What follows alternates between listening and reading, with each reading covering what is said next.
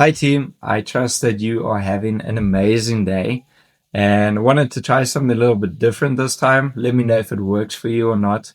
But instead of writing, I thought I'd send updates on a video side and just share some stories and testimonies with you.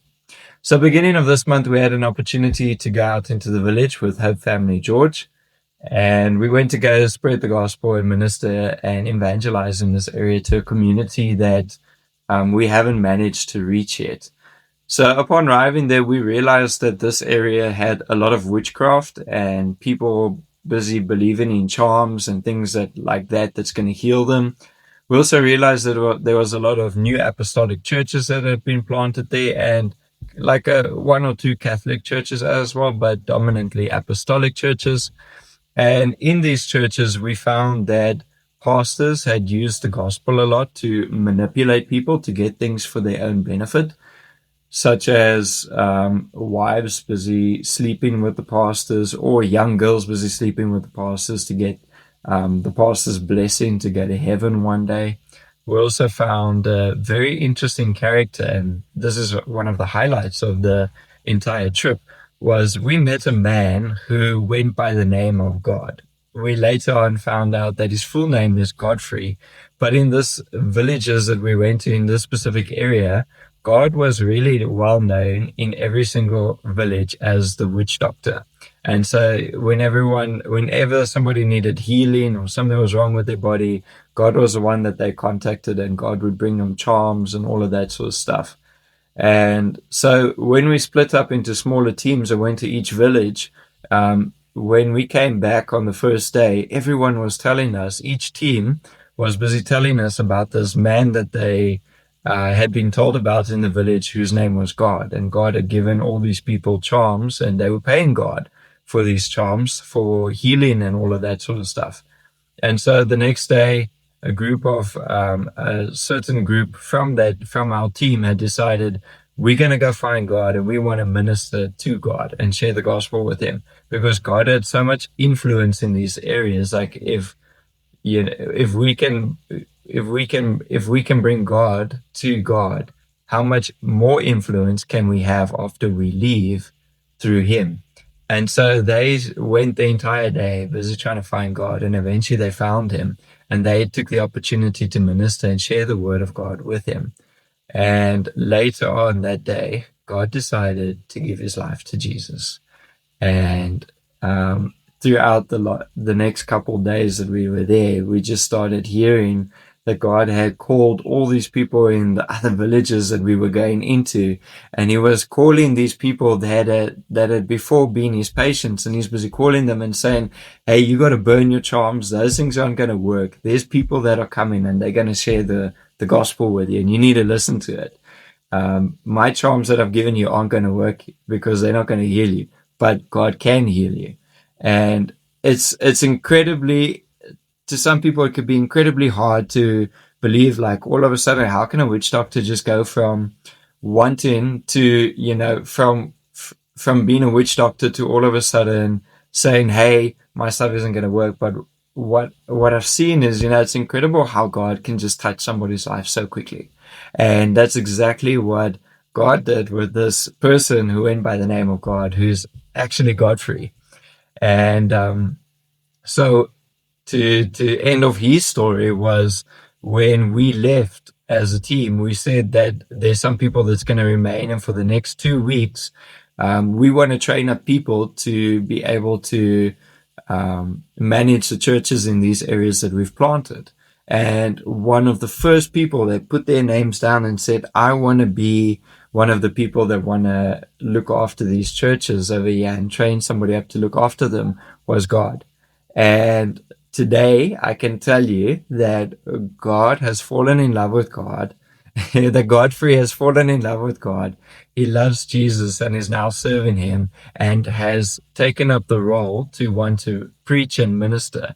And with Hope Family Church and the rest of our Zambian team going out into this area, we were able to successfully plant 8 new churches in the villages around us. And it's been a massive success so far.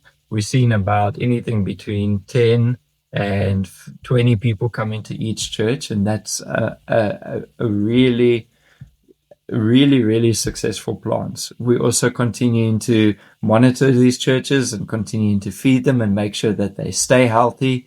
And yeah, generally it was just an amazing experience. We saw so many people busy burning their charms, busy getting rid of it, busy going from being despondent to the word because of what new apostolic leaders and that had been doing, to all of a sudden seeing, hey, these people don't want to benefit from me, but they want everything for me. And they just became so open to the gospel. And we saw so many people wanting to learn more about God's word, so many people being open to the gospel, so many people giving their lives to Jesus and being baptized. And it really was an amazing experience. Some other highlights that I just wanted to share with you was I've recently taken over here on the base. We've had a fish farm program that's been running for quite some time, and we haven't had somebody to run it for the longest period.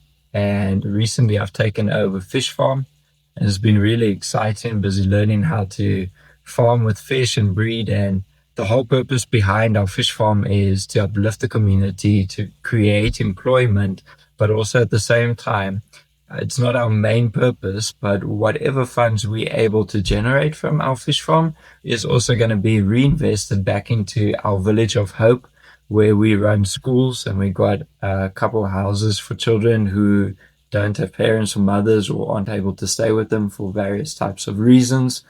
And so, yeah, this is really an amazing opportunity to practically be able to use the skills that God has given me to be able to invest into his kingdom in that way. We're also starting a chicken egg laying farm soon, and we're busy putting programs and practices in place. We've seen that within our community, there's a high demand for eggs, and if we're able to penetrate the market through cheaper costs, we're definitely going to have a high success rate over there. So we're also busy making plans for that. Some other updates is actually, just let me get it over here. I made some notes because I knew I was going to forget.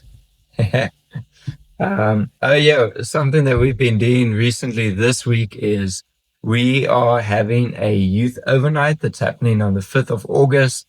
And specifically, we want to have an impactful program where we get to, for an entire night, just get to minister to our youth that's part of us here in Mongu. And yeah, we're looking forward to some awesome ministry, some praise and worship, a couple games as well. And yeah, if you can, I'd just love to ask, in your quiet time with God, if you could just pray with us that God would already start preparing the soil in these people's hearts and just prepare them, for the work that he's going to do.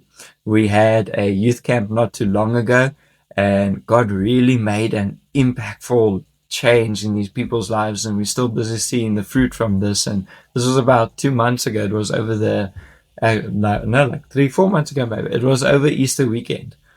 And we still, to this moment right now, busy seeing so much change that has come from that camp. And God's still continuing to work through that camp. And I'm trusting, and we all trusting here together, that this overnight is going to be exactly the same.